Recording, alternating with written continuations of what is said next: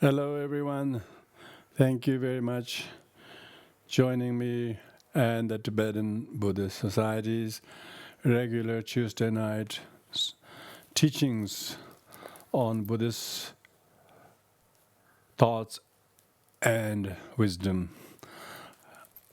Welcome to the session. This is the session number 4 of this series. Take a couple moments to calm your mind and develop a heartfelt intention to stay very focused, listening, thinking, reasoning, relating, and comparing these notes in your mind, how to go about in tackling some situation in life that may be greatly benefited with this and therefore make a great cause of happiness to oneself and others. So with this mind, I'll do the formality of doing the refuge and four immeasurables, during which we renew our complete confidence in the Dharma, only if we can practice them. But to be able to practice them, we need to remind ourselves what they are, what the concepts, ideas, thoughts, and so on. So that's why the Dharma, the scriptural Dharma, teaching Dharma, we have to soak our mind in them. Whether we read them or listen to them, we become so much appreciative of the Buddha. And every time we hear the teaching, we can double our devotion and gratitude to the Buddha. And that's really refuge. The formality is just a way of reconnecting with refuge in the good set of mind that we can emulate the Buddha. As we try to do that, we also wake up slightly more than before, and therefore we comprehend the Dharma, rejoice, and then we feel connected to the Sangha, don't we? I definitely do. If I am not able to do these teachings, I'm sure there are other things I can do, but I feel I'm so much in connection with everyone, past great masters. I never miss my teacher, because the teaching is the living breath of my teacher, and his teacher, and all the way from the Buddha. And when I have that, and then my commitment to be gentle with everything from my end is there's no question. I cannot correct the perfect world out there. It's beautiful as it is, and it has its own offerings. It's just how people take it. And so therefore we need to renew our refuge and commitment to practice loving kindness to each other, compassion to each other, and therefore remain joyful. We will do that. And those we can't help, and those we can't fix, some situations, which are quite a few, we just have to treat them with the great equanimity. This, I'll come back next to it. Perhaps I need to think again and understand differently, and don't give up on anyone or anything, okay? That's not Buddhist, let alone Bodhisattva. Don't give up anything and show your little black back to other people, as you don't want to be anything to do with people. That kind of childish, as strangers, they just go and only succeed to alienate themselves. We should practice equanimity, balance. Sometimes we might have to take a little break from some things, situations. It's fine, that's perfectly fine. But never give up on any sentient beings and anything, because we have to be kind to each other. If you give up on one sentient being, that's too much. But from my point of view, it's too much. Helping all sentient beings may be difficult, maybe impossible, but giving up on one sentient being becomes the most dangerous thing. So we need to be gentle with every sentient being. Maybe not a lot of sentient beings, we have to deal with it. And don't deal with too many if you don't need to. Just try to limit. But those you need to deal with it, treat them with with some kind of equanimity, if not loving kindness, if not compassion. Equanimity is sometimes very compassionate. So that with that, we will do the refuge in four immeasurables. O Sanje Jodan Zoje Jonala Chanjo Bardo Dane Jabzoje Dage Jenzo Jebe Zonamanje Rola Benje Zanje Droba Jo Enda Buddha Dharma Zanga Haje Refuge Aladem Bave Java Jeve Dala me are Buddha Joebe and Buddha Dharma Zanga I refuge Ladem Bhava Java Jeve and Dala me are Buddha Joebe Samje Damje Dewada Devi Juda and Emperor Jurje Dongada Donga Ji Juda and Rawara Jurje Donga Mebe Dewa Dame Dawa Jurje Yere Jada Anyeda and Rave Danya Neber Jurje Me obis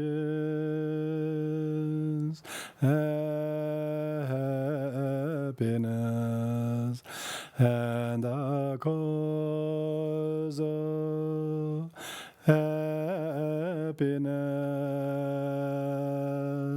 May they be free from suffering and the cause of suffering.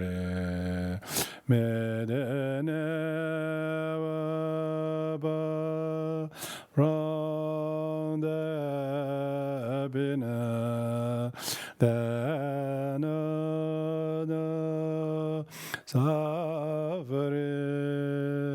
May they dwell equanimity, free from attachment and aversion to those near and far.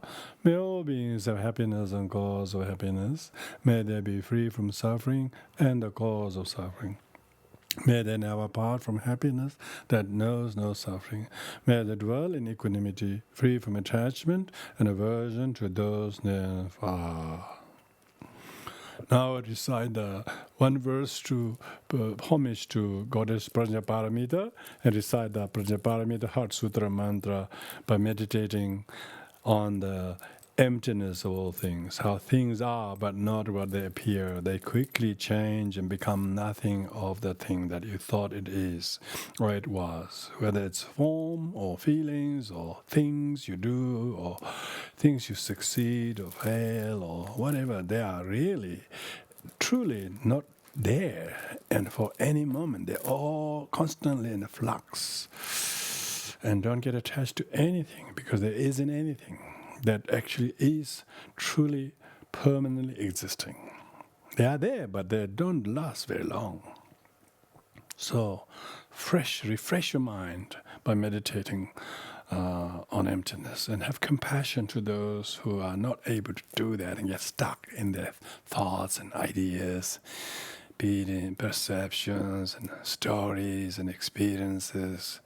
They get so caught up in their little stories, they're so immersed, and they feel compassion to them.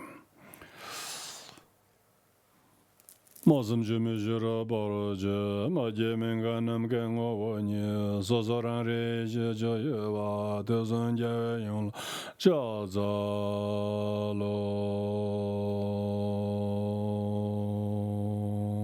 Dedam Gade Gade Baranga, Parazanga de Bodhisattva, Dayada engade barangade baraza engade bodhisattva. Dadyada engade barangade baraza engade bodhisattva. Dadyada engade barangade baraza engade bodhisattva. Dadyada engade barangade baraza engade bodhisattva. Engade barangade baraza engade bodhisattva. Engade barangade baraza engade bodhisattva. Engade barangade baraza engade bodhisattva. Engade barangade baraza engade bodhisattva. Engade barangade baraza engade bodhisattva. Engade barangade baraza engade bodhisattva. Engade barangade baraza engade bodhisattva. Engade barangade baraza engade bodhisattva. Engade barangade baraza engade bodhisattva. Engade barangade baraza engade bodhisattva. Engade barangade baraza engade bodhisattva. Engade barangade baraza engade bodhisattva. Engade barangade baraza engade bodhisattva. Engade barangade baraza engade bodhisattva. Engade barangade baraza engade bodhisattva. Engade barangade baraza engade bodhisattva. Nama lama la janzalo, sanje la janzalo, gene la janzalo. Himjime shere yi pado jimba la janzalo, tienam la janzalo, tudane wala dina daja gede me tsingde da drubar kyurjik. Chedarangwa la yangba gejinji himjime sherib ki pado jimba duan sama yi la sabin tsik kadan jive tudan nuwala dina du dejen la soba chen doba dekindu dagi gen himjime shere yi pado jimba duan sama yi la sabin tsik kadan jive tudan nuwala dina dan kodan jive dama chöribe banje mündive chodam yo papa konjusum ji gaya denbe dadanyi do shirla dobre gyuje mebre gyuje jebra gyuje rabde jebra gyuje namo lama la janzalo zanjila janzalo jola janzalo genila janzalo imchima jeraji parudu jimala janzalo Genam la janza to don wala dena daza geden be tsin da de ju chudan la ba ge jin jimen shere je baro de jima don zama ila zang ze gadan ju to don wala dena du de jalo so ba jin do ba de yin da ge jimen shere je baro de jima don zama ila zang ze gadan ju to don wala ne dan kodan je dan ba jer be manja men ne jodum baba gonjozum de ga eden be dadan yu de jela ndo ba ju je mebre ju shibra rav de jebra ju je namo lama la janza Angela Janzala Jala Janzala Gendela Jan Imagine Shiragi Barada Jimbala Janzala General Janza Vela Dena Daja Gedeme Sint the Bergi Chedrang Lion by Jajinji Shiragi Barada Jimado, some Elas and Segadan Jivetu Nevala Den do the Jelas of a Chen Doba Dation to Dagi Imjima Shiragi Paro, Jimato, some Elas and Segadan Jive to the Nevala and Dark Cordan Jive Tamba Church, Benjamin Jodam, the Papa Conchos and the Gaia and Betadanu the Chilla, Dobre Juge, Mebre Juge, Shiva Juge, Rabdu Shiva Juge, Gary Donda Juge, Shiva Dam in the Nebejan and Rawad and Debandus and Bozons. Traji Dejan and the Jozo Bejan Jubala Chedan Nangets, our brother Javak, Never Shiva and Zedos, Tadan Jadan Daba and teaching one as some general Dujelanam Dodo. So that prayer which I did at the end of the Heart Sutra mantra is called repelling the obstacles. Traditionally, it looks like a ritualistic thing, but actually it really means that one swears by the name of the Triple Gem and Goddess Prajaparamita, and say that by myself meditating on the meaning of the perfection of wisdom, just as the god Indra in the former days was able to remove all his obstacles because he thought they were there, but when he realized their emptiness of inherent existence, then he realized all the problems really didn't exist in the first place. It was all his own wrong conceptions. So he was able to repel all the obstacles.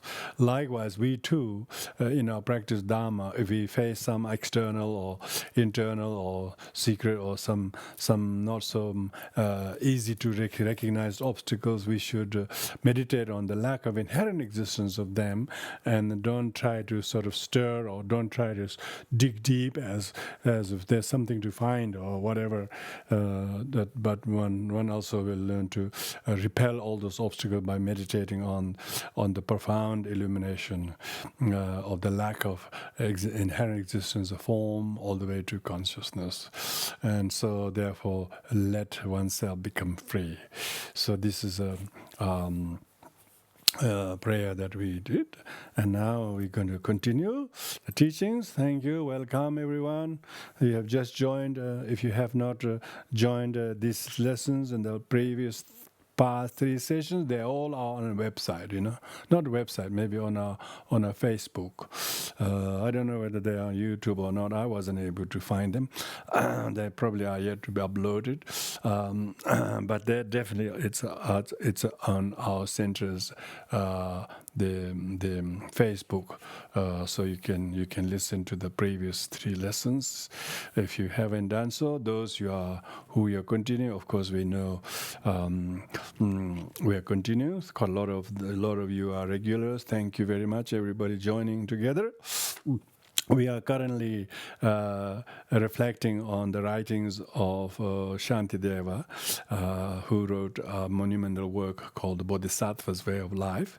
And this has 10 chapters. We are learning this particular term, the 6th chapter on how to practice patience. What are the demerits of being angry and ill will and brooding and resenting and guilty and so on. So therefore, because if you don't practice patience, you will be doing all of that. And quite a lot of people do this so much in their lives, whether the conflicts is between 2 countries or whole region or whatever, or between people or families or individuals or whatever.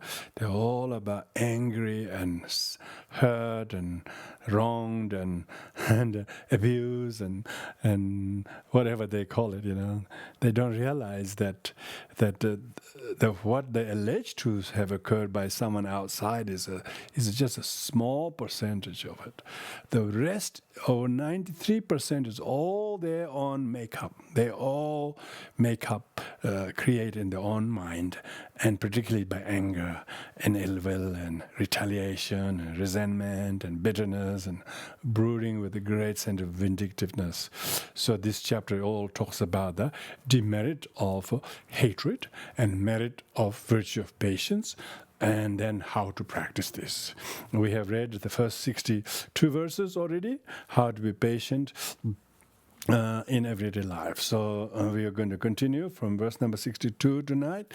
This still is under the subcategory of how to be patient when we become exposed to unpleasant things. Verse number 63 is lack of faith depends on something else. So if you can tolerate lack of faith, arising of defilements depends on something else too, Because faith is a positive, and defilements is a negative. So both depend on something else to arise. So why not tolerate unpleasant words? Why don't you have the tolerance to deal with unpleasant words? Because words don't really harm us. It's only when we think it's me who he's saying this to me. They're saying this to my mother. They're saying this to my best friend.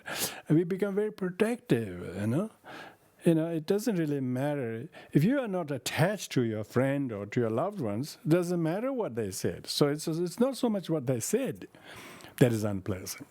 It's because if you're attached to your mother or attached to your race or attached to your gender, attached to your particular, then it upsets you. But that words he spoke didn't upset everybody but you. So what's wrong with you? We have to see that. So it's why we can't tolerate unpleasant words people say. Because we ourselves say those kind of words. We have confidence we are right. Maybe they're right. Maybe give them a chance by not reacting to it. So this is very important, because words doesn't have really power to harm you unless you become poor me. Why should I listen to this? Why should he speak to that to me? Type of thing. He speaks that in the loudspeaker. He speaks that in the rock or in the valley. He doesn't in front of some river or something. You can't even hear what he said or river. Maybe the fault is lack of river next to you. Because the clamor of river will not allow you to hear anything. So maybe you should always live next to a river. Then you wouldn't hear what anybody's saying anything. It's amazing, So it's not fact what he said. It's because you didn't have anything else to focus on, saying what he said to me. Maybe if he said that to someone that you don't like, you wouldn't say unpleasant. You said, good on you, you should say that. See, what is unpleasant? It's only unpleasant when it's about me. But it's unpleasant if he says something harsh words to someone you don't like, maybe you think it's good on them, So it totally depends on where we are at. So the practice of patience is not so much whether what they said or did is right or wrong, but what we can do with it, What we can do it, So it's not so much if you are sword fighting, it's not so much how your opponent uses brandishes and their sword, but how you block it. How you block it. How you just make sure that they don't hurt you, So you can't you have to use your own sword to block it. So I don't think it's unpleasant words what they said. You should, if you are very right, if you have a good way of thinking, you wouldn't hear it, because those words are you can see in dictionary. Other people say those words. You don't get upset. So what's the occasion? There's an occasion in you. You're so vulnerable. So that's that. And now we're going to move to the next section. That's when these things are how to practice patience in relation to friends and relatives. Because often we are angry because who did what to your loved ones, your friends. So therefore, these are three parts. Patience of thinking of the nature of phenomena, nature of Dharma. Second is patience of disregarding the harm and hostility that is directing towards you or others. And third is patience of voluntarily accepting the suffering that is there, because if you accept the suffering, then the suffering doesn't escalate, So next, verse number 64 goes to... Even if images, stupas, and holy scriptures are disparaged or destroyed, it is not right for me to be angry, for nothing harms the Buddhas and the rest. So this is talking about, say, if you are very, very devout Buddhist, and you honor the statues of the Buddhas, stupas and scriptures and so on, and then someone else just does exactly disparages your statues or what you're doing, and they maybe even destroy those things. If this happens, it says that there's no justification for us to be angry that they're destroying it, because they're angry and destroying it. If they're angry and destroying it, what's the benefit of us being angry as the destroyer? Because it only proves that we attach to those stones and those metals that made the statue. So we are attached to, So it's most people, it's very hard. They say, you destroy my statue, or you dismantle my stupas, or whatever. So therefore there is a fight. There's a fight because one is becoming one thing. I have right to be angry because they destroy my stupas or my temples or my statues and so on. So because it doesn't really harm the Buddha, it doesn't harm the bricks, it doesn't harm the metals or whatever, but it only challenges your attachment to them. So of course some people think they can defend those things. They call it's a holy war. They call holy war. They can do the fighting. They can do the retaliation by guarding the statues or something. They fight it with each other, but for the sake of a stone. So the human being's lives is being injured here, and the statues never get injured. Statues, you can make them, you can relocate them, you can rebuild them, you can repair them. But human beings are very difficult to repair. So why are you what's the point of you being angry at the people because you think your statues are harmed? Who is really harmed? The statues been harmed, or the books been harmed? Maybe your books are destroyed, the statues are harmed, but statues are just bricks. Just bricks and metals, and what's in the statues are prayers or whatever the things are. It's really, sure, of course you don't want your table to be broken, but table hasn't been harmed. Table doesn't say, I'm harmed, can you come and rescue me? Table doesn't have self. It's ourselves, attachment to the statues. So therefore we have to learn to practice patience. It's, of course, you need a lot of understanding to do this, don't you? You have to understand the certainty of Dharma, because Dharma is not the books, Dharma is not the statues, Dharma is what we are practicing. Even the scriptures you want to protect, but you're being patient with that and not getting attached to it, then justify to harm the other person who destroy our stupas and we hit to them.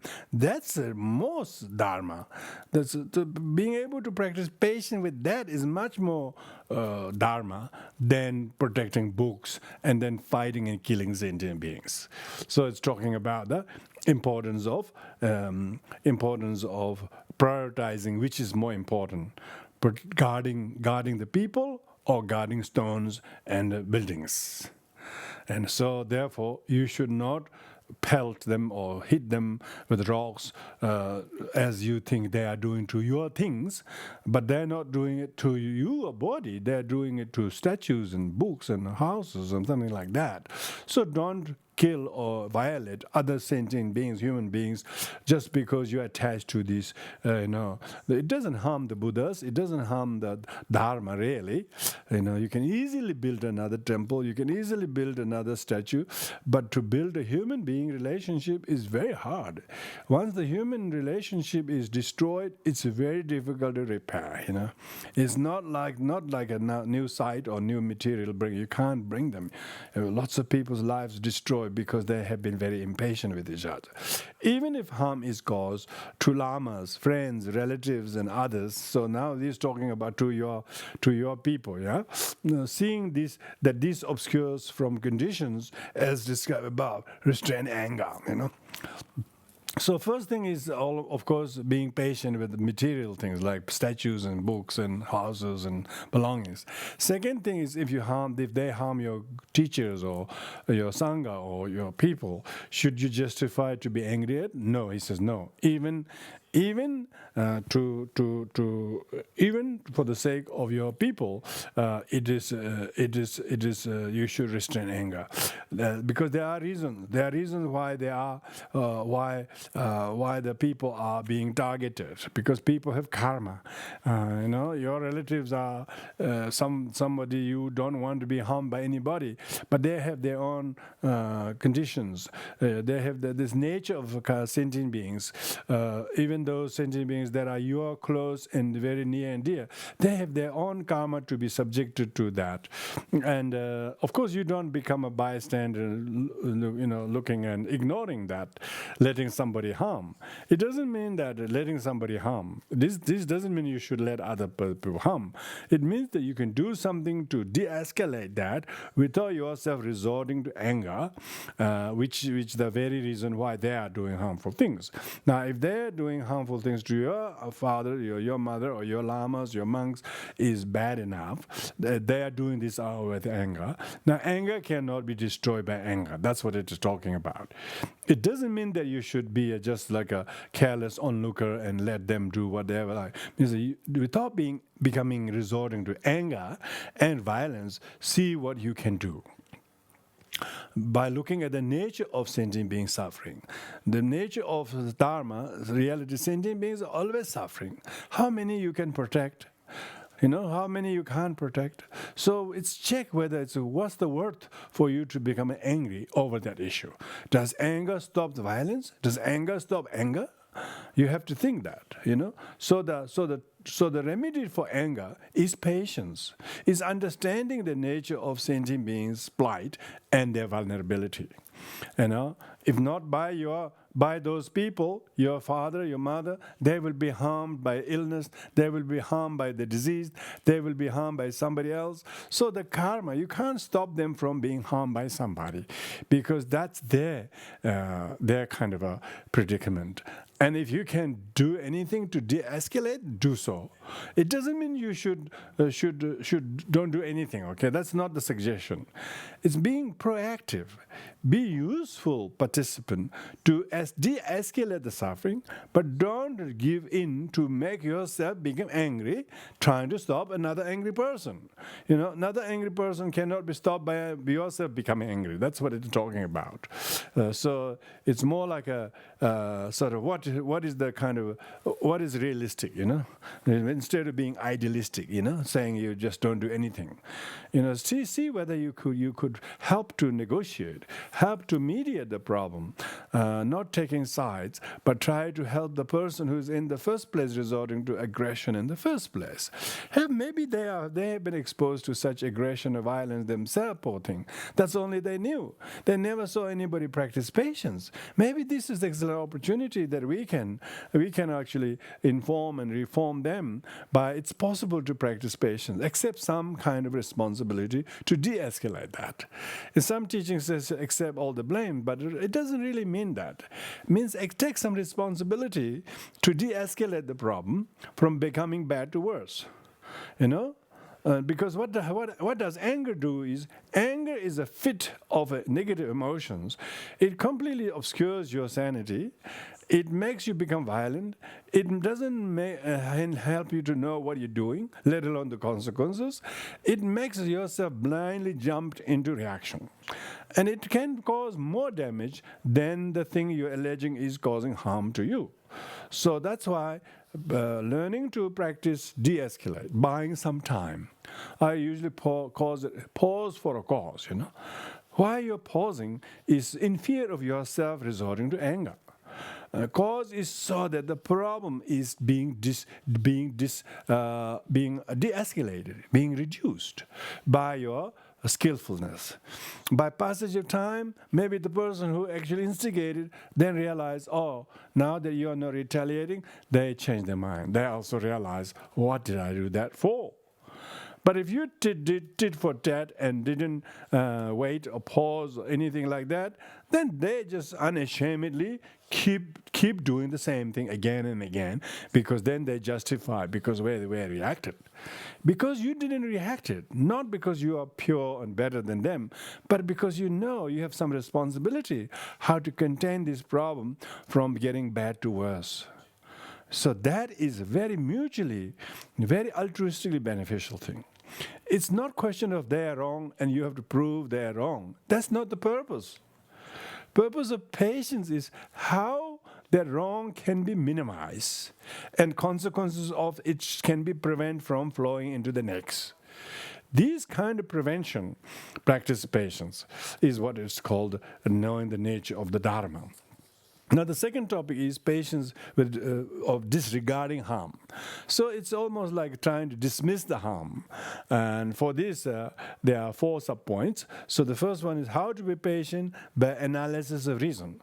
You shouldn't be patient because you think you should be patient. You have to have reason why it's a wise decision to be patient, why it's a thoughtful decision, why it's a compassionate decision, why it's a very, very intelligent way of practicing patience. So practice of patience has to be intelligent. It has to be pros and cons all weighed too carefully. So to do this, it says, if embodied beings are harmed by the sentient and insentient both, why pick the sentient being to resent? Therefore, be tolerant of harm. Yeah. So this is talking about how sentient beings who have physical bodies, and they seem to become exposed to harm, as well as things that are, some sentient beings can throw rocks at your home and breaks your glass window, maybe. And then another thing is, next morning, maybe midnight, there's a big storm, and that completely, the storm destroy your windows and cause a hole in the roof and so forth. Why you are patient with them, And harm caused by nature, inanimate object, inanimate phenomena, you are patient. Harm caused by human beings, you are not patient. Why you pick the sentient being to resent? Why don't you resent the weather? Why didn't you pick the weather? And so since the harm itself is not the problem, but because what you think is the cause of it. The thing that you think resenting human beings is not you should resent the very cause of it. Very cause of it is your own anger. So therefore, be tolerant, because you are reasoning. You're reasoning. You're reasoning. You're reasoning. If you can be patient with inanimate phenomena, when it's cold, you put on a new jacket or additional clothes and so on, instead of saying, I'm going to fight this weather, this is terrible, I'm going to sort of kick it away all the way down to South Australia or somewhere. You don't do that, The weather is, the harm and distress and difficulty caused by weather, you're patient, but with people, you're not, So it's not that you lack patience, you actually have patience. So why you resent one and don't mind the other? So this not minding the other is what we is propagating. You shouldn't mind, just disregard. No, you say, foolish, childish sentient beings do these things and they don't know what they're doing, let alone knowing deliberately they're doing the truth to me. So think like that. When you do that, you are able to disregard the childish sentient beings doing. You don't think that he did it deliberately to me and all that kind of reasoning. This is irrational reasoning.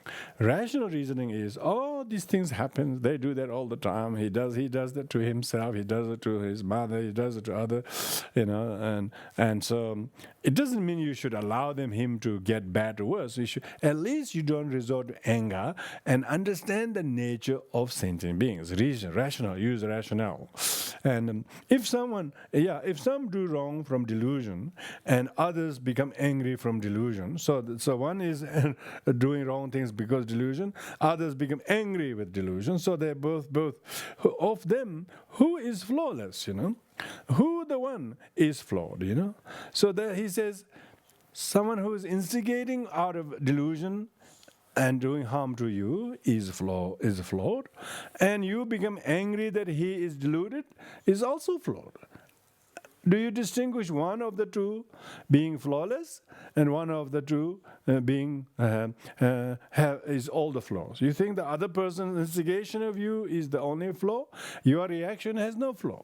So which one is you think? So you think the latter is the truth, you think you are not flaw, you have no any flaw. The other person who instigated is a flaw. So yourself becoming angry at it is just as a flawed. And so who is one with the flaw? Who is one without the flaw? So Shantideva says, when you reason it, then you see both are flawed, both are flawed. So it's not so the one flawed person does not correct another flawed person. You can't correct a mistake by another mistake, So double the trouble, It only makes double the trouble. So practicing patience is how not to double the trouble, how to minimize, how to minimize further trouble on top of whatever this trouble is. And then be kind to the other person for whatever reasons led and made him to do what they did. And when you focus that, then you are not so much resenting what they did that is flawed. But their flaws has taught you to become compassionate and being tolerant to the other person. You're reasoning, you're rationalizing. If you were you were taught to practice patience and you believe in patience, but when you have to practice patience, you're always checking who is flawed and who's not flawed. He wronged me, and therefore I have right to raise my voice. They don't realize they're raising voice, resorting to aggression is another flaw. So flaw does not correct another flaw. So this is reason. This is very rational. This is Shantideva saying, you got to think. You got to think the reason, which is flawed, which is flawless. The flawless one will correct and help the flawed. That is the patience, So anger, which is flawed, cannot be destroyed by another anger, Anger can only be, flow of anger can only be corrected by patience, by understanding the cause of their helplessness, their deludedness. And so therefore, your practice of patience has to come from an understanding. Oh, he did that because he was stressed by his job, by his work, by his other duties, by all the difficulties that he had in his life, and is still really impinging on him, poor thing. That's why he did those things. When you do that, you are developing utter compassion to them. Instead of resenting to them, you instead of saying who they are flawed and you cannot correct a flaw by another another flawed reaction.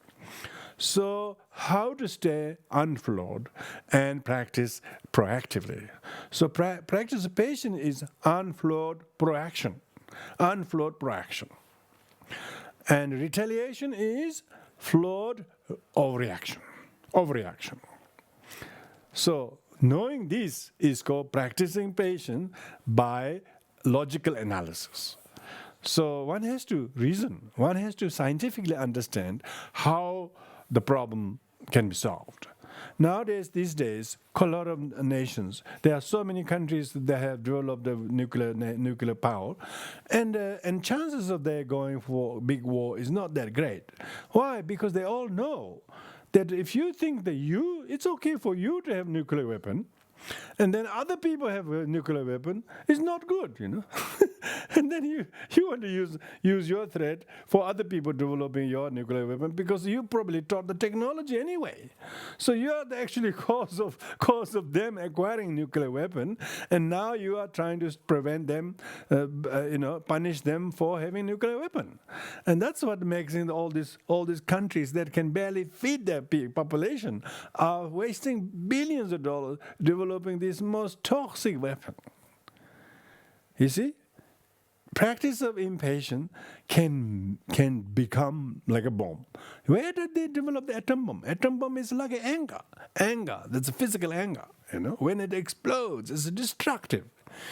It's destructive, It's devastating. All these destructive weapons are just manifestation of flawed anger.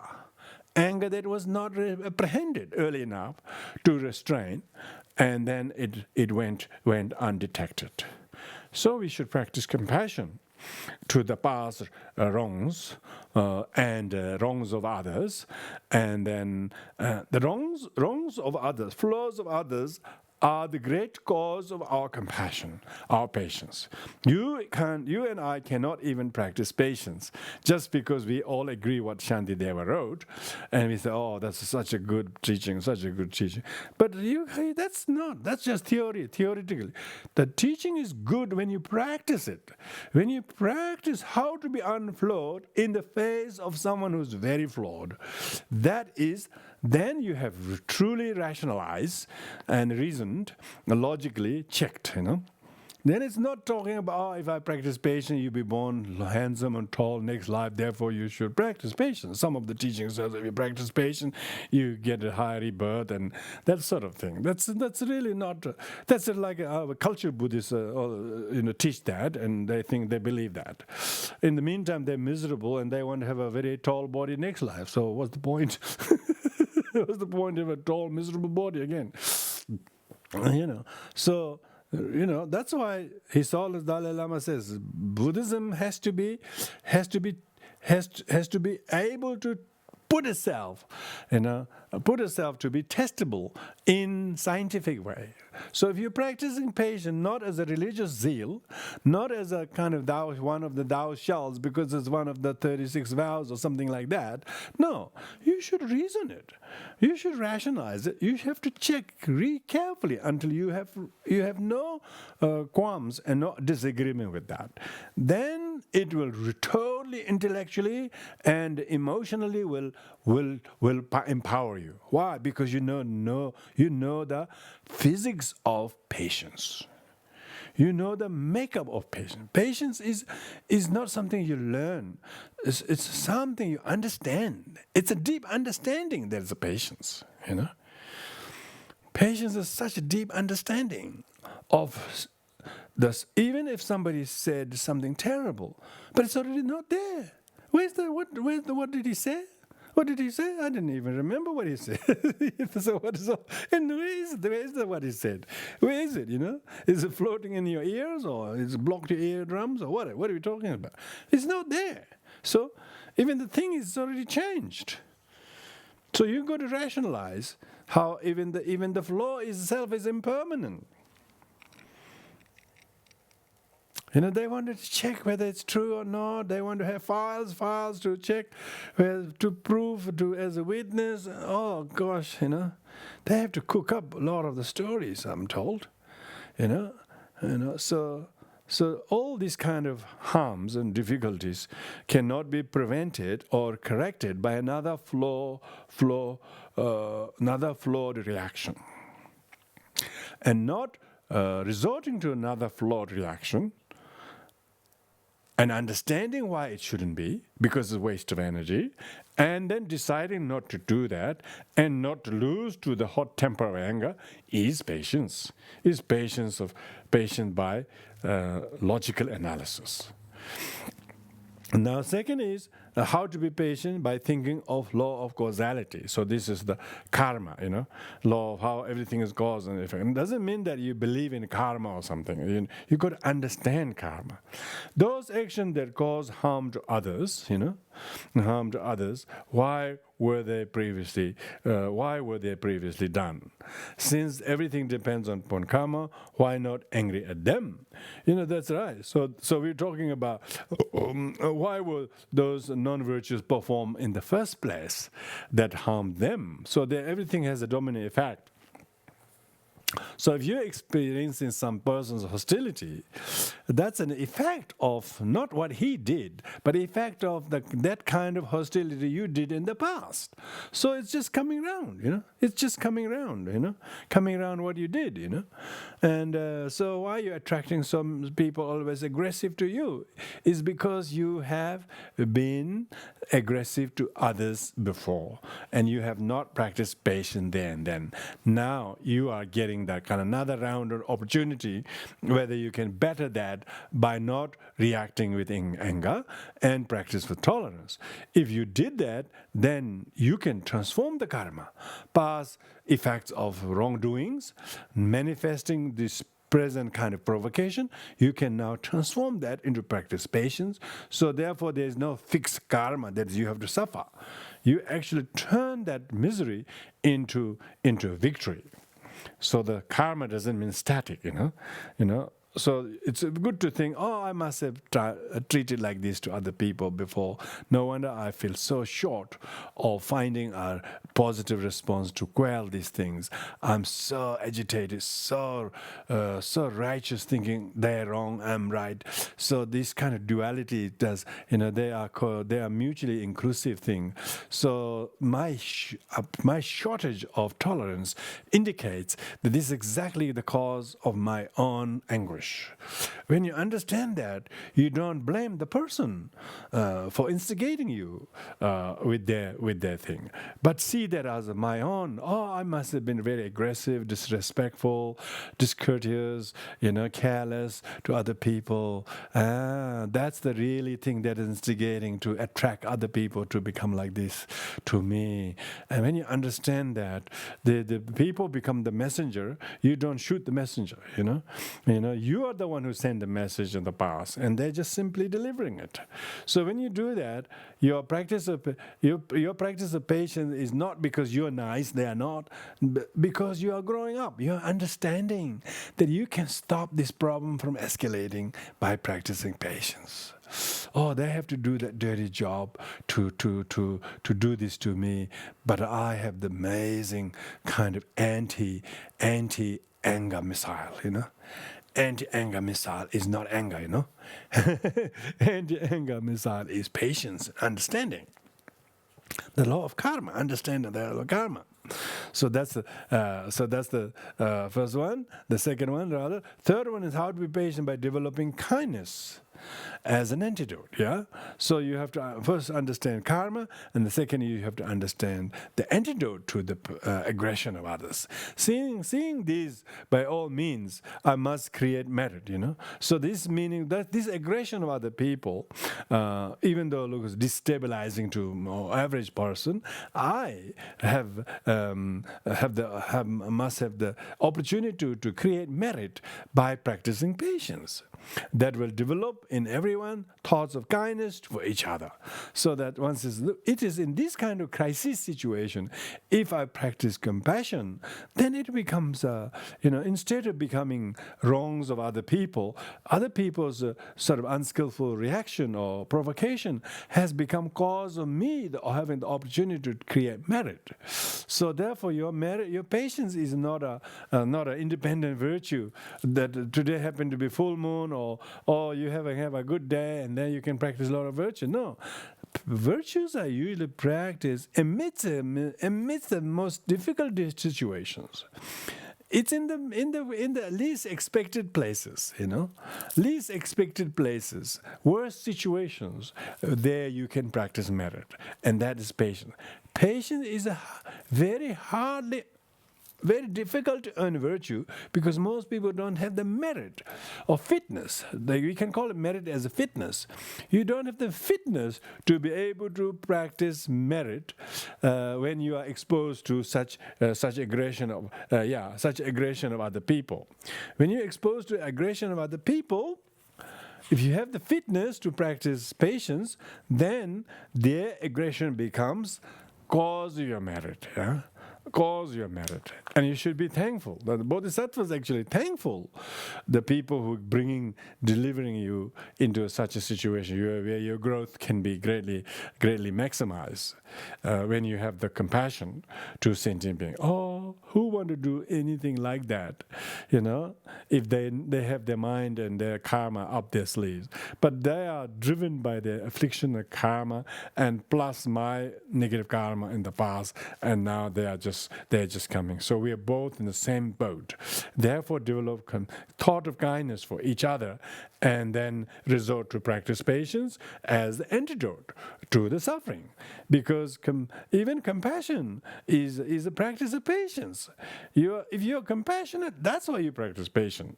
What is compassion? Is compassion extra hand or a type of hat you wear or a type of food you eat?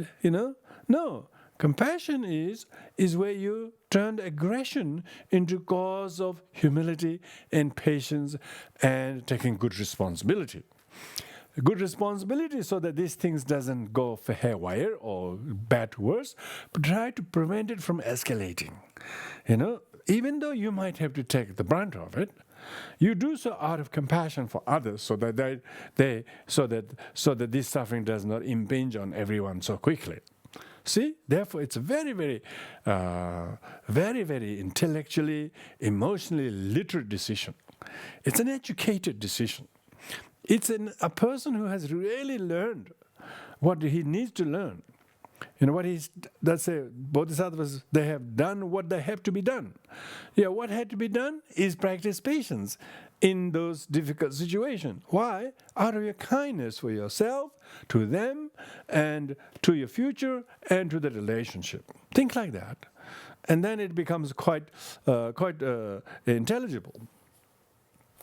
The next is how to pray patient by eliminating the root that is to be discarded. By practicing patience and with the compassion and so forth, you will actually uproot the very root of it. They say, for instance, when fire catches one house, and run to the other house where it is right to take the straw and other inflammable things and throw them away. That's right. So how could you now make sure that the fire does not catch and move to another? Because the cause of the fire is not the fire. Cause of the fire is the combustible materials. So you're just acting yourself like a straw, and you don't take those straws away, out of the way from the fire. Fire doesn't burn non-straws. If your straw is somewhere very fire doesn't go there. So why you keep the straws so near to the fire? Why complaining about fire? Have some ability to eliminate the chances of fire catching the straw by removing the straw full of house full of straw, remove the straws. So sentient beings are like combustible straws. So easy to get upset, so easy to get agitated, so easy to say, he did this to me, why can't I do this? That kind of strawness, So all flammable things and the straws, you should take them as far away as possible. Why? The cause of the fire is not the fire, because fire doesn't burn itself, Fire burns straws. So you want to protect the straws. Maybe you want to feed the straws to the horses, or you want to make some mattress, or you want to make some things with the straw, but you don't want them become to be burned, really. So those straws you have collected together is not so that fire can come and you say, celebrate, wow, I knew it was coming, look at it, I've kept them, So don't let the straws to be laying around everywhere on the pathway of the fire. Likewise, when the mind becomes attached to anything, the flames of hatred will arise. So when you're attached to the statues or your father or your people or something, which very few people aren't, most people are attached to, so that's why lots of people have flames of hatred against someone. They're really angry. From fear of burning merit, it must be discarded immediately. So you have to remove those things out of the way of the fire, out of the way of the fire. And if you can remove the things that are combustible, things that are flammable from the pathway of the fire, then that is practicing patience. So practicing patience is basically not letting the hot ember remain in the near the combustible things. That's the bitterness. That's the vindictiveness. That's the resentment. If you have resentment, then it will flare up, It will flare up again. You are fighting over again. It was such a small thing instigated, and then because the resentment has never been removed, the ember is there, and so it will quickly, something small like wind can condition the flame, and then it can burn all the straws. So you have to learn how to eliminate the chances of being burnt, so easily and so quickly by the fire. So the flammable things are your own animosity, your ill will, your hatred, your resentment, your litany of complaint and negativities about them. So immediately you have to learn that these are the real fire. The fire that is actually burns is not the fire. The fire in the matchsticks in your cupboard doesn't burn the house. It burns other non-things, other things, other things that are combustible and left there. So therefore, someone's anger is not the cause of your anger. Your own vulnerability to be angry to the anger is the flammable object. So if you have a lot of flammable object, means you will be quickly be burned and incinerated. So you have to have a lot of damp. They put wet cloth on the gutter. When I saw the 2003 fire in Canberra, everybody were going on the roof and pouring water through the gutters and putting a lot of wet towels in there, and we didn't know that what was happening. The whole idea is when the fire comes nearby, because we have made the gutters and less combustible because it's filled with water and damp clothes wouldn't burn. It's like that. You try to discard the causes of the combustibility, flammability. So it's talking about how can we stop the fire flaring and burning things very quickly by you putting something that will dampen. So practice of patience is dampener. Try to wet your mind. Try to wet your emotions. Don't make it so dry and easily get upset. Bring some knowledge. Bring some moisture of Dharma and bodhicitta and compassion, understanding of karma, all the above points we discussed. Then you will have the kind of self-control that will prevent you from reacting, because you're not so not reacting as flammable as they were. So that is the second one. How to disregard the sufferings and harms, and by practicing patience. You basically have to disregard them, see them as temporary, see them as incidental, see them as conditioned and dependent. And but because if you put the wet towels and fill the water on the gutter, then the house was saved. It only a few trees were burned, but house itself not burned. Why? Because you thought through it. The owner of the house is very patient. He was on the roof whole couple of hours. Usually he wouldn't sit on the roof even half an hour. On that day he was 2-3 hours. He wouldn't think of lunch. He was there, and what did he do? He was very patient. Yeah, he was very patient with the fire, with the weather. And people can be very, very patient with the physical fire. Why don't they have to be patient with the human fire? The human fire is anger, one's own anger. So one has to therefore learn to discard. It must be discarded immediately. Burning, because it will destroy all your merit. Now the third is patience, voluntarily accepting suffering. Now that third one is usually people don't want to accept even their own suffering, let alone suffering that they think is instigated by others.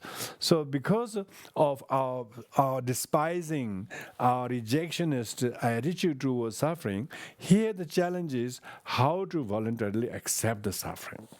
This has two. Accept because it dispels suffering. Accepting suffering does just reduce the suffering. except because it's accomplished the great goal. So there are two things. First is how the accepting suffering actually dispels or removes or reduces the suffering. It says, verse number 72, wouldn't it be better if one sentenced to decapitation were freed from merely amputation? You know? Wouldn't it be better if one in hell were freed from merely human suffering? See, so he says, by accepting temporary suffering now,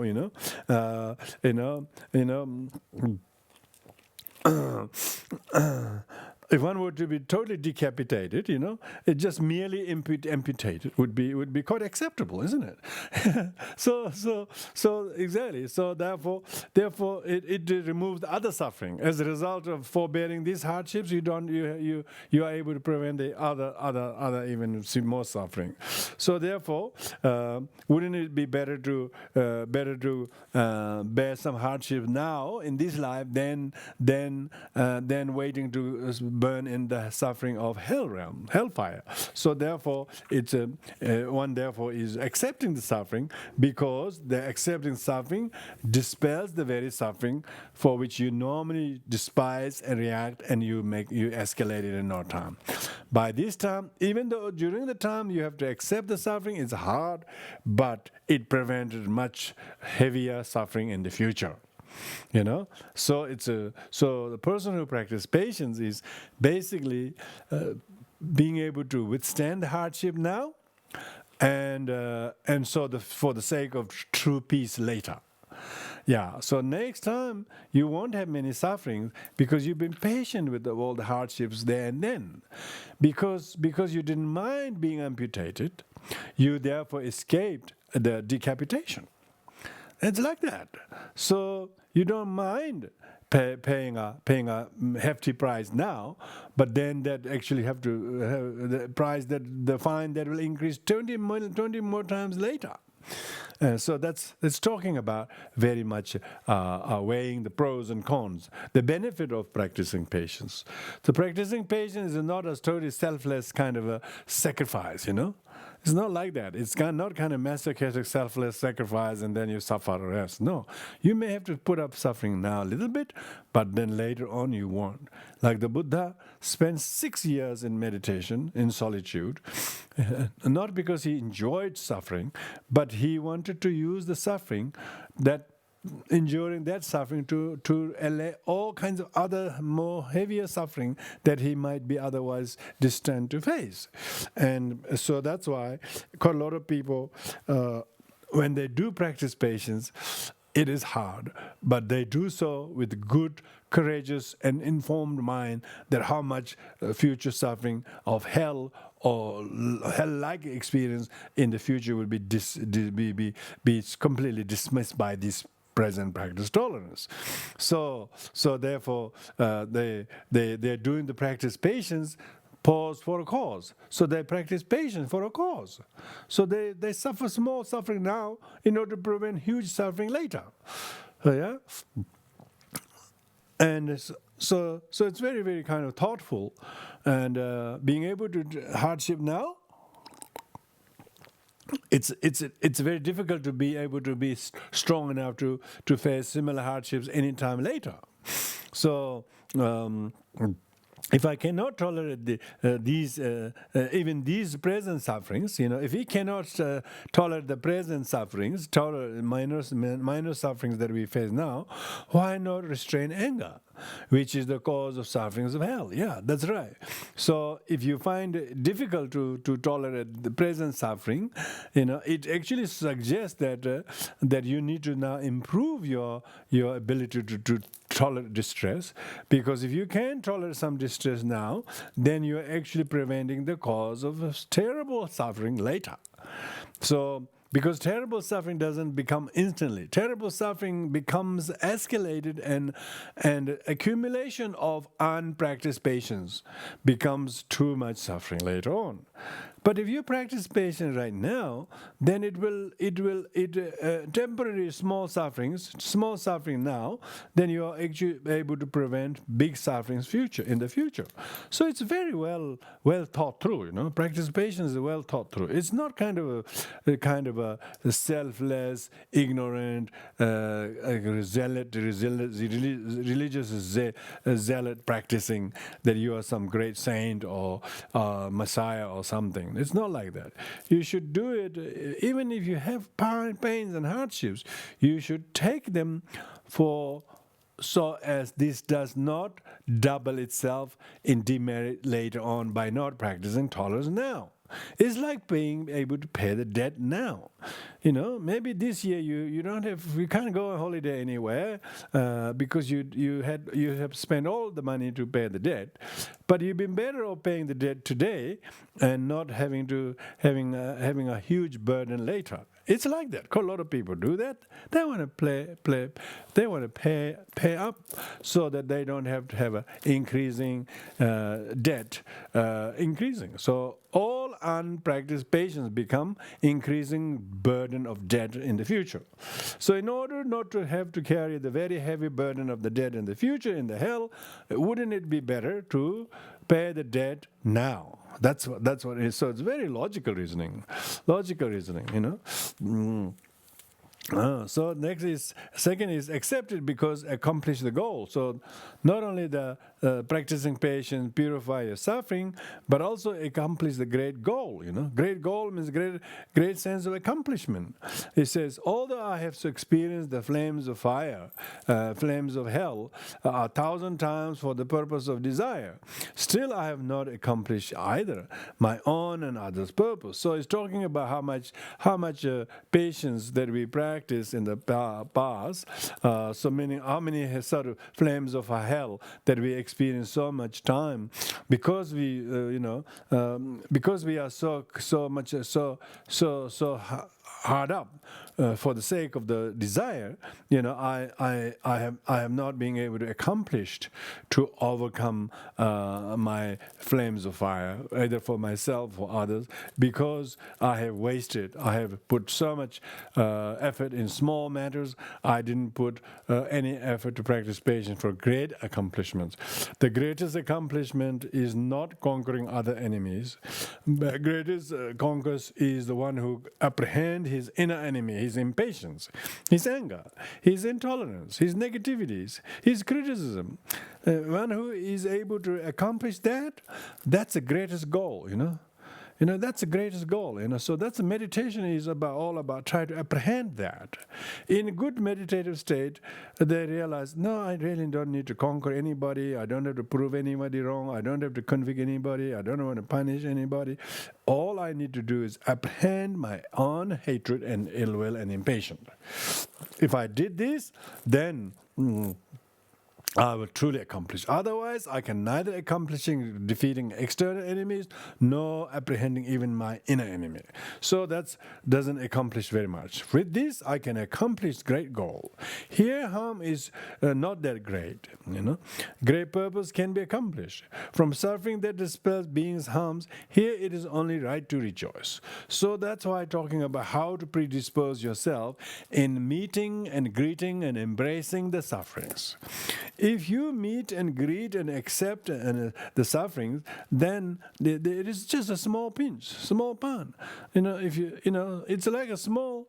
In order to get well, your body, let the nurse put injection on you. Yeah.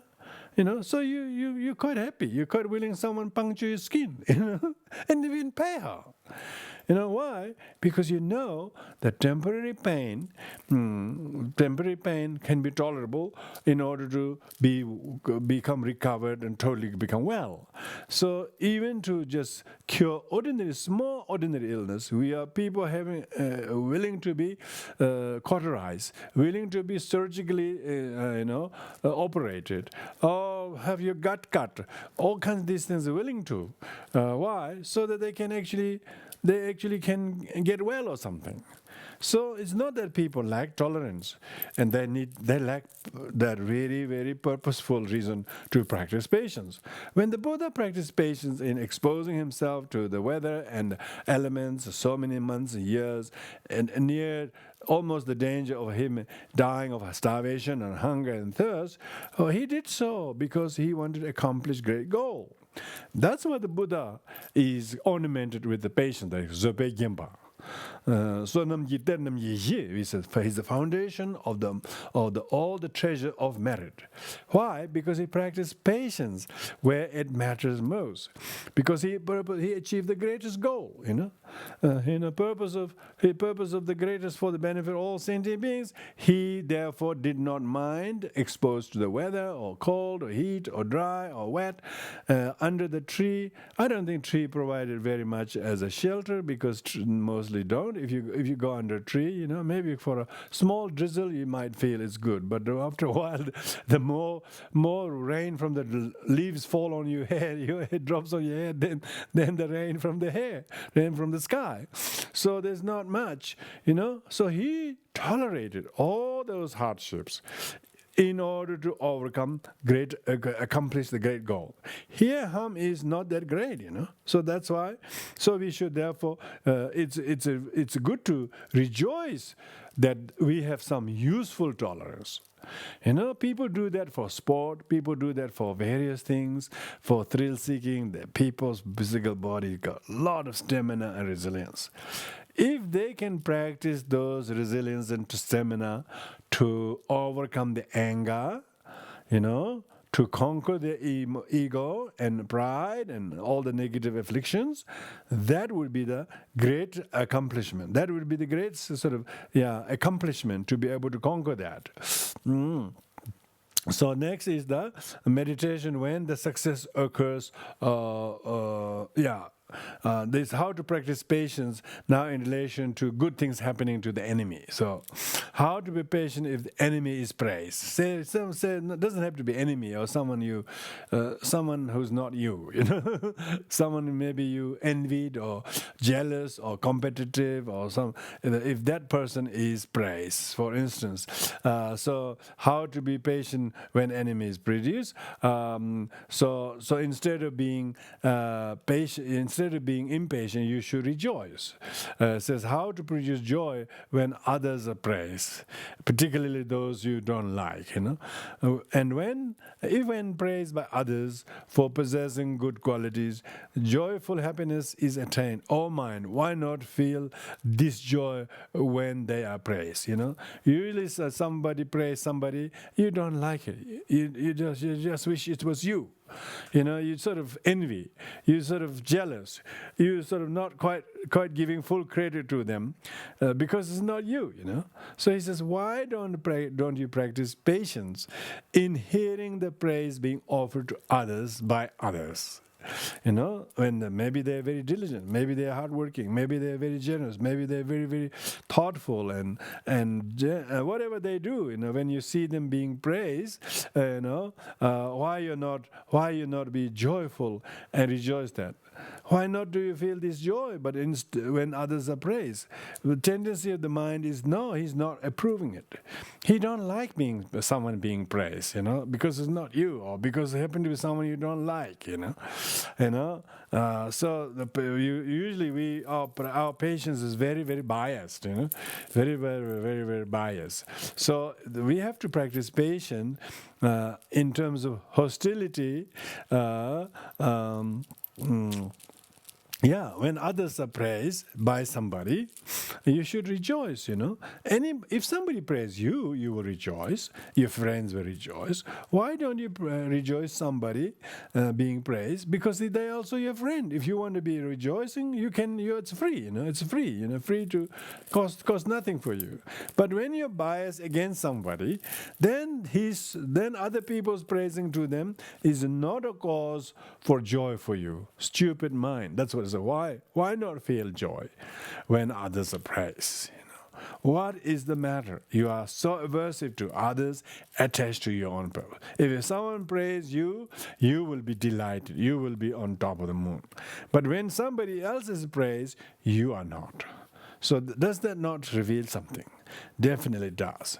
This joyful happiness of yours is a source of happiness free of unwholesomeness, permitted by the possessor of the great good qualities, also an exalted method of gathering others. So it's talking how that if you were to practice patience, the mind, then the happiness that and feel of joy that you have is not only going to stay in this life, but also will manifest next life. Some as a causes, some effect of that will lie. Some people are naturally predisposed to be patient. Even though they are really, really unfavorably treated by others, he's just so patient. Why? He's got the merit. He's got the stock. He got the stock from the past that he actually feels, it's good to be patient. Since I got still little one bottom and little left here, so I might as well put it there. He never feel it's untimely or not now or not with this person or not again. And he doesn't make those kind of oppositions. But he says, of course, this is the excellent opportunity because all the good qualities arise from patience. And so, therefore, the most exalted method of acquiring merit is by practicing patience. If somebody is patient, they are much more beautiful to become attracted to, patient person who's patient attract other people, and there's a lot of people have joy and respect to the person.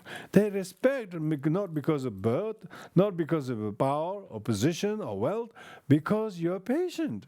If people have discovered that you are a very patient person, then all the good qualities, people will love you for that, people will respect you for that, people will find inspiration for that.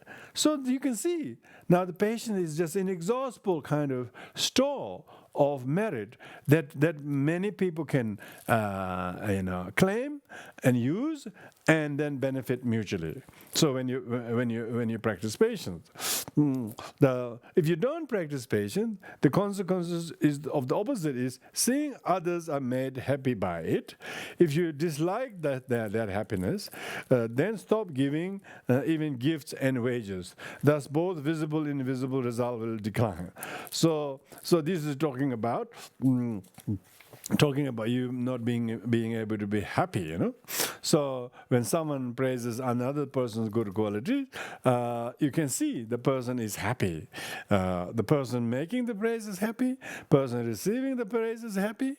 And you only couldn't be pleased. Why? Because you're jealous.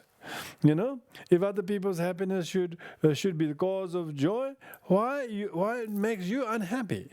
Because you have no skill, no merit to rejoice that, but instead you are miserable. And so therefore it is very, very like an attitude.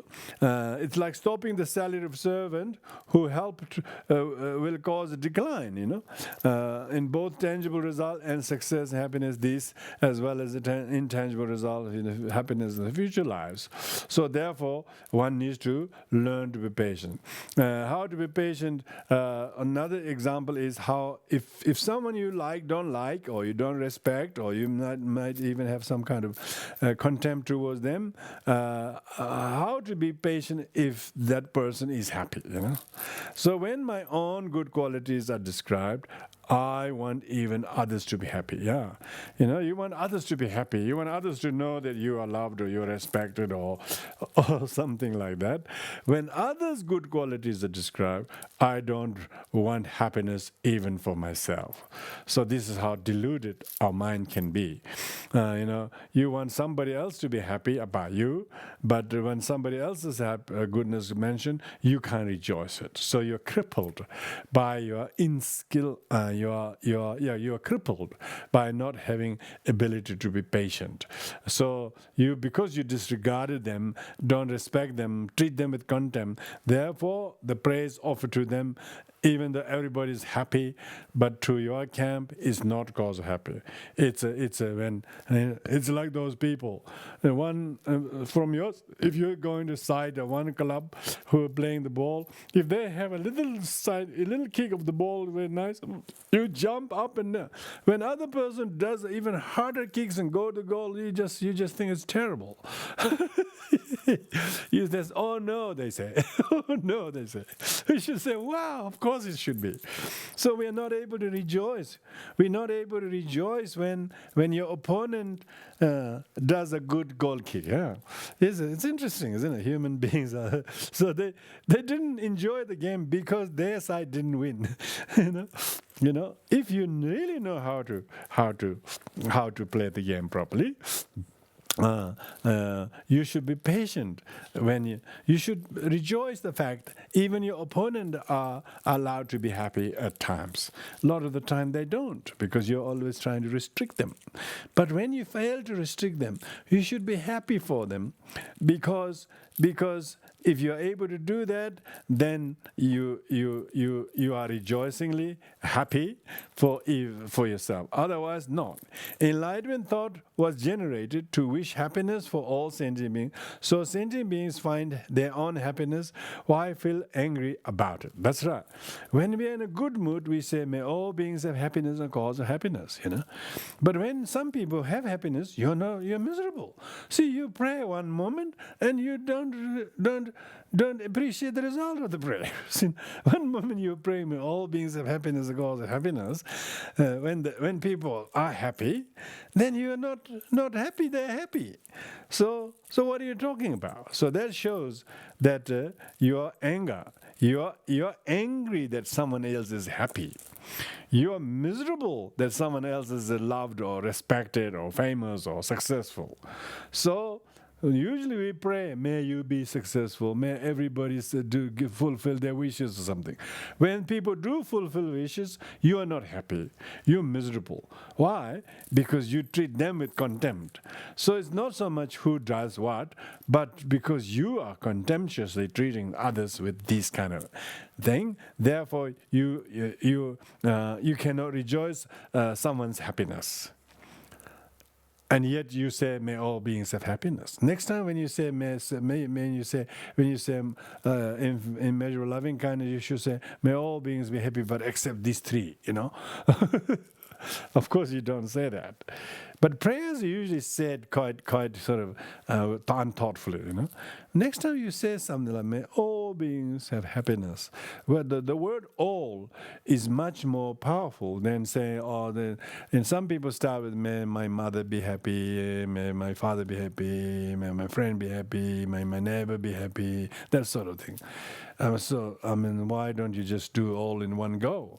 May all beings be happy, Particularly those with whom I have some difficulties. May they be happy. May their happiness become cause of my rejoice. Usually when other people are happy, it's not really the people I want them to be happy. So therefore you're miserable.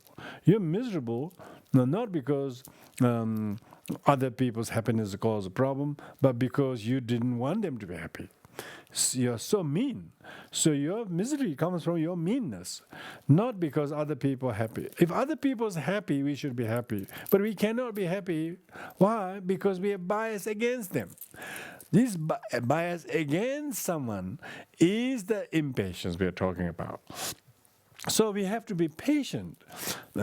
If even those people or others who are not in our sort of fold, but you should see them as same. They also deserve to be happy. If they're happy, you should rejoice the fact they are. Rejoice the fact that they are. Usually we say, may all beings have happiness and cause of happiness. And when people are happy, and then you sort of don't approve it, why they're so happy, and then you don't sort of approve that, So that is because you could not be patient with some people's happiness because you are angry. You are not patient with somebody else's success. So that's why the anger or hostility, when there is no patience, there's hostility. Hostility directed to us, in the past, in the now, in the future, and hostility directed towards someone we love, or respect directed to someone we don't love. When somebody respects somebody we don't love, then it becomes cause of our misery. You see, so therefore we have hostility. We have enmity, and we resent the fact they do these nice things to the other. So you're full of enmity, ill will, because you have no patience. If you have patience, even though I usually am very competitive and not, but I should rejoice. He too is entitled to be happiness, and so may they be well and happy. May their happiness become useful, a beneficial one, not something they indulge in. When you can do that, then you have patience with the happiness of someone you usually do not look favorably to. If you do that, you are definitely conquering. You are definitely conquering an enemy. So that's that. Now, verse how to be patient if the enemy acquires material success. How to be patient? Think of one's resolution. So that first is desiring all sentient beings to become Buddha, venerated by the three worlds. Why feel resentment at seeing mundane veneration? That's right. If somebody is being respected and so on, why should we feel resent? Why should we be upset because someone is being respected? If relatives under your care, whose food must be given by you, find their own livelihood, won't you become happy rather than angry? That's right. The sentient beings are all like our relatives, unrecognized relatives. So if something good happens to them, who you have moral duty to serve anyway, help. If they become successful, if they gain something, we should rejoice the fact they got it. And not because we don't have to do, but anybody else is doing is just as good, because if you don't wish sentient being to have even this, how can you wish them to have enlightenment?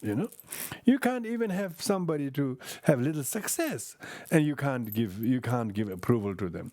In those who are angry when others gain wealth, where is enlightenment thought? Yeah.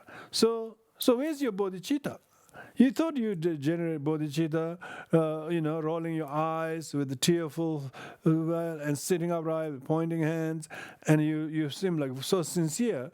But in the meantime, you are angry with someone's success, someone's profits, someone's benefit, someone's happiness. So where's your bodhicitta? It's all gone out of the window because you have forgotten that being patient with somebody else's success is of course, it's actually jealousy, isn't it? When you're jealous, you can't practice patience. Yeah, you're just miserable because you don't approve them getting success or achieving those benefits. You couldn't be bothered to acknowledge their deserving nature to succeed, because you couldn't. So where's your bodhicitta? Your bodhicitta was just for the sake of all sentient beings, but your bodhicitta is no sake of it. Bodhicitta is for the sake of you, miserable yourself sentient being. You're not any sentient being whatsoever. So that shows, where is your bodhicitta? So therefore, we have to be patient with sentient beings. Sentient beings and their little successes. How to be patient? By being indifferent. Yeah, sometimes just being patient by indifferent. Yeah, whether something is gained or remains in the benefactor's house, either way, you don't have anything. What is difference? Whether it is given or not. So this is talking about how to be patient, because sometimes practicing equanimous indifference is a form of patience. If you practice patience in that way, if someone you don't like receives some great benefit from somebody, and it doesn't really matter whether it's the hand of the benefactor or in hand of someone who needs it. Why you should feel very upset because he gave to her or something like that. We should actually. Why does it upset you when things goes from one hand to another?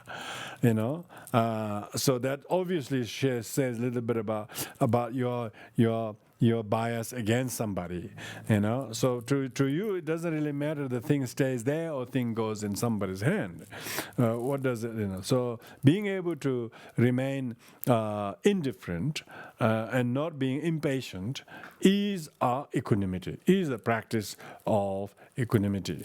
So these kind of verses, we have finished up to 84 tonight, is showing that how important it is to be patient, not just with hostility, with somebody's happiness, somebody's harmony, somebody's success, somebody's kindly treating to somebody else. You should witness these things and rejoice. Usually you pray sentient beings to be kind to each other. You say, oh, I wish other people were kind to each other. When somebody's kind to somebody, you don't approve it. So that definitely shows you're impatient. You can't be patient even with kindness of somebody. We're not talking about aggression or violence. We're talking about somebody's generosity to somebody. You can't tolerate it. So therefore, a bodhisattva who is embarking on the path and commitment to practice to develop bodhicitta, because bodhicitta isn't just a prayer or something you say at the beginning of session. Bodhicitta is some kind of quintessence of being on the path of Mahayana. Maha means great heart. You have a great heart to not treat anyone with contempt, whether they're success or friendship or whatever it is. You should rejoice them and be patient. It's not you, but rejoice that it's somebody else. When you do that, then you can draw same joy as it was yours. Otherwise you will have so much misery, even though there's nothing happening wrong with you, but because you wouldn't acknowledge someone else's happiness, someone else's success, or who showed what respect to him, and therefore you want to try to block that from happening. So your misery is doubled because of your lack of patience. Because someone respects him, someone else is a friend with him, then you are miserable. So your misery comes from your own miserliness, not because of someone else's doing. So therefore, one should learn how to be patient by learning at some places, times, just being indifferent. Indifferent meaning not getting caught up. Who is who and who's not. That's just learn, let it be, let it be. Who doesn't matter if it stays in his pocket or goes into his pocket, Why are you miserable that it went in his pocket, So therefore one needs to be realistic about these things and learn to remain equanimity. When you are remaining equanimity means you will not be making noises, you will not be able to stir it, you will not react and go. So not doing all of this is patient. Patient person wouldn't take the matters higher or more worse. Patient person try to de-escalate problem. They say, oh, at least you should have written a letter. Oh, at least you should have voiced. Why? Sure, everybody can write a letter, everybody can react, but what to achieve? You have to practice a little bit of equanimity here and there, and it doesn't go wasted, particularly if you're doing it for the right reasons. You just have to clear your name or something. Oh gosh, who has an immaculate name? Come on. Everybody is in a puddle of samsara, and standing in the quagmire of samsaric mud. And you think somebody is immaculately clean, and you think somebody is barking at you saying that you're in the mud, and you wanted to react to that? Oh, what's the point of throwing more mud on top of mud? So that kind of ability to accept the humility and waste no effort in barking at the wrong tree, and knowing how futile these things are, and waste no effort in that is an amazing merit. So therefore, sometimes being patient means remaining indifferent. Remaining indifferent. Elsewhere in this very chapter, Shantideva says, let me be a log. He says, let me be a log and not becoming too caught up under the skin of this or that person. So treat ourselves as a kind of inanimate object, or the issue itself is nothing. So then you don't get caught up in that. So practicing patience here, indifferent to being able to practice indifferent, and as you didn't voice anything. And people might think you're entirely wrong, but let them think wrong. That's okay.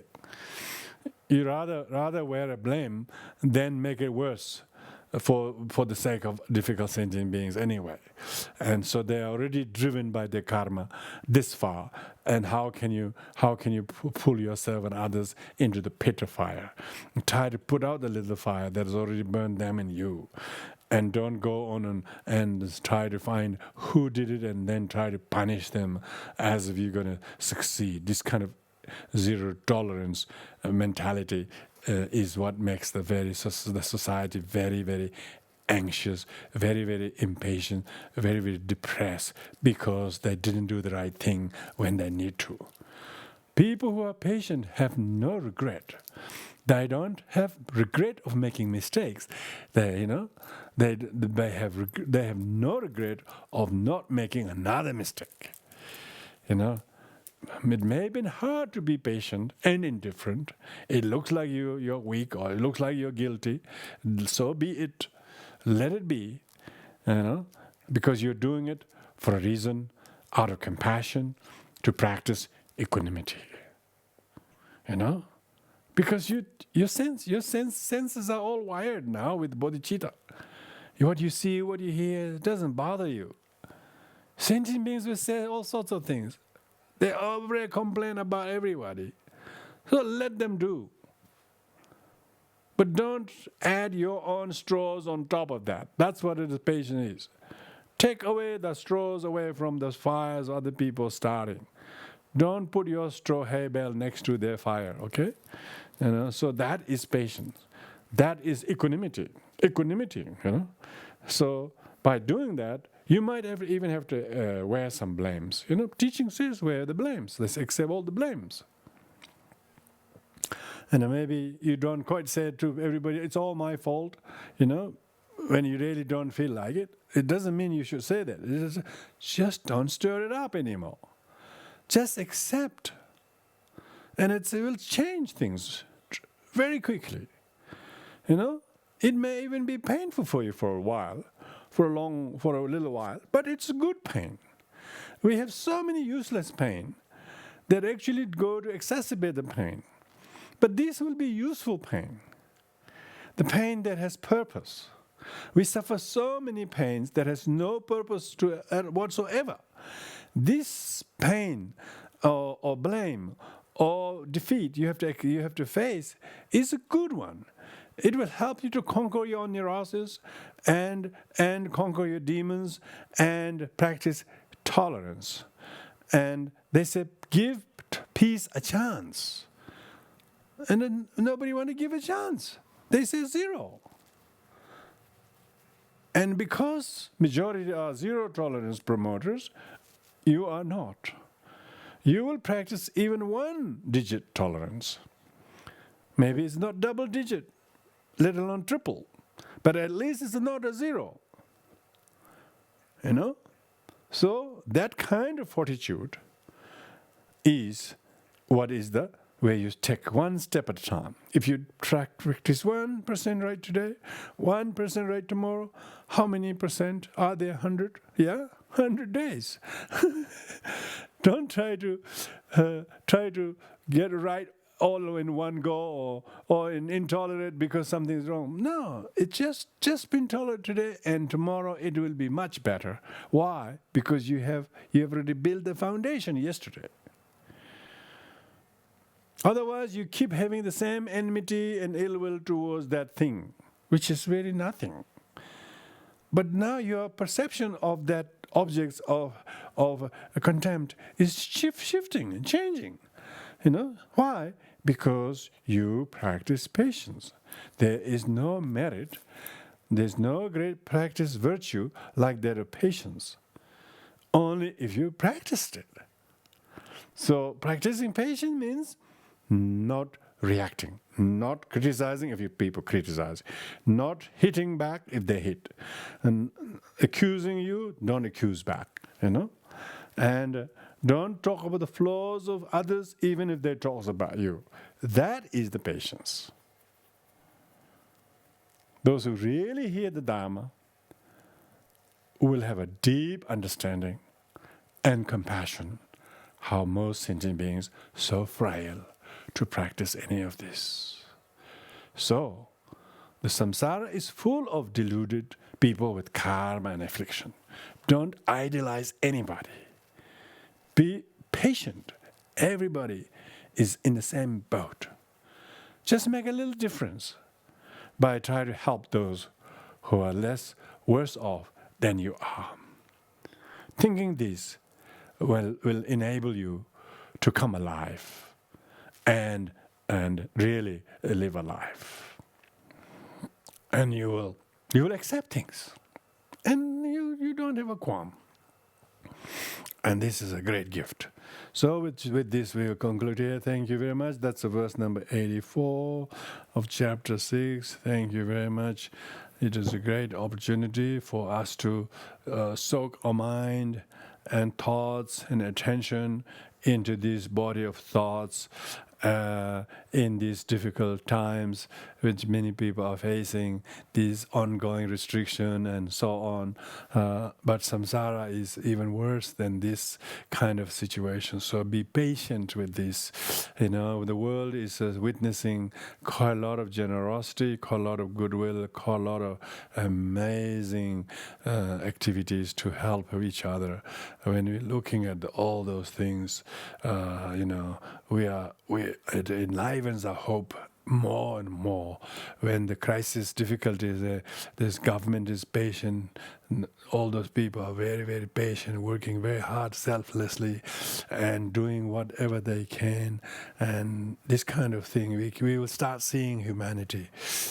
So with this, please take care and be patient with everything. Thank you very much. We will now do the dedication of marriage.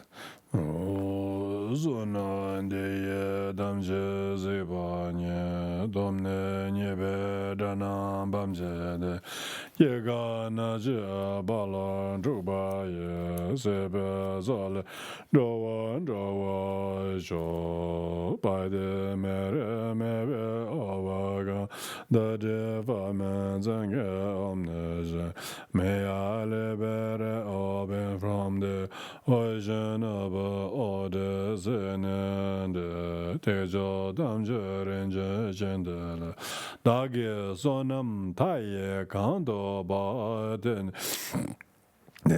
dogan tejo dambe renje jema me ne jo je renda maya na je whatever mere da Meo bimbe constant levels to hold the Mahayana Jiji Jamba Bava Chitran Jamba Da Gundo Zamba Deyan Dejend Tedai Ginje Jeza Dalaja Gewan de Dadamj Rado Ngo Kore Jaman Jishene Odin Azamandra Badra Dilava following all Zambo Aja Dedike Ode Mere Janjo Zemjo Remboje Maje Bana Jejuroje Geba Nyamba Mebaye Kone Gondo Bewa Jo Meda Exalembo Dicheda Teba Wet has not yet done so where has been by more really without degeneration.